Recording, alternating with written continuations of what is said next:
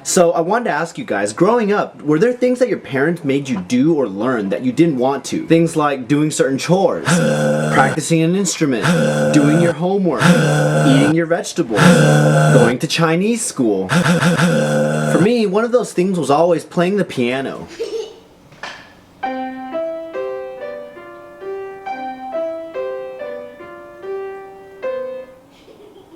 Yes, like a lot of you that grew up in Asian families, practicing piano was a required part of the day, and I could not go outside and play in the street with my non-Asian friends until I finished practicing piano and doing my homework.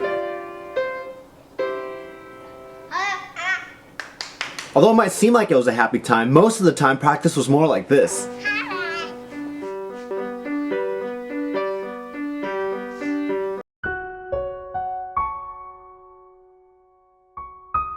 And that's only what was caught on video, which isn't even the worst of it. I remember there were times when I'd be so unhappy that I would kick the piano and smash my fists on the keys, crying and screaming to my mom about how much I hated playing. And I'd always come up with reasons and try to bargain with her, like, today we're only gonna practice 20 minutes instead of the usual hour. Don't you understand, Mom? There's only so much daylight and the kids need me for tag. Tag! I promise I'll make it up to you tomorrow and do extra. But nope, no matter what I did, I never got out of practicing.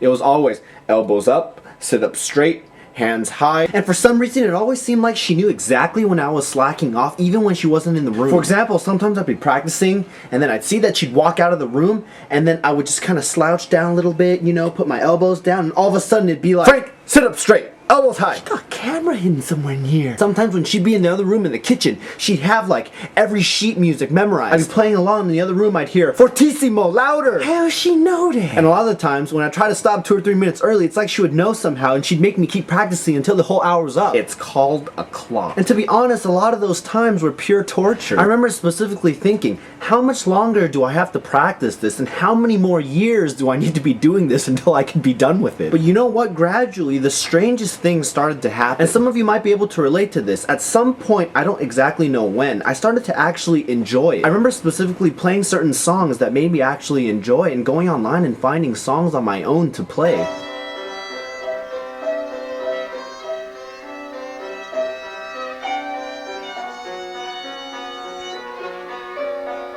And all of a sudden, it wasn't mom hounding me to practice anymore. I actually wanted to go and do it, and I actually found enjoyment doing it. Which I kind of realize now is the most unfortunate part. There were a lot of songs that I ended up downloading that I wanted to play, or things that I heard that I wanted to try, but I couldn't because I wasn't good enough. The irony of that being I wasn't good enough because I didn't practice the way she asked, and being the kind mother that she is, she didn't want to force it on me. And so I'm at a point now where I really wish I could go back in time and just rationally try to explain to my 10-year-old self, look kid, it's tough now, but one day, believe me, you're really going to enjoy it. It might not be able to see it now, but one day you're gonna get girls with that too. It's something that I tried to tell a lot of my students back when I was teaching SAT. For a lot of them, being in school and doing homework and studying wasn't for themselves, but it was more to appease their parents. And that's what I try to tell them, that that's how it is right now, but in the future when their friends are at a certain college or at a certain job, that they're gonna want to be there too. And at that point in time, it's not their parents hounding them anymore because it's too late. So now for me, I'm worried that I'm gonna get stuck in this vicious cycle, you know, not being able to go back in time and convince myself to do it. So now all I have left are my future kids who I'm going to force it on them to do things that they don't want, and it's just going to repeat this vicious cycle over and over again. Where in the future they're going to complain and not want to do something, and my best answer is going to be, do it because I'm your father and I said so. So just try to understand that for the most part, your parents' intentions for you are probably good, and that they've probably been through the same things themselves, and so listening to them might not be such a bad idea after all. Except for Chinese school.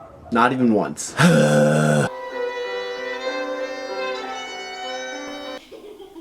So I just want to thank all of you guys for continuing to watch and continuing to be so faithful and supporting me. I read all of your comments and I thank you guys so much for responding. And it really does mean a lot when I see you guys interacting with me in the comments, and it's the thing that keeps me going, so I really appreciate it. So if you guys have any suggestions or questions or ideas for videos, let me know in the comments, and I'll see you guys next time.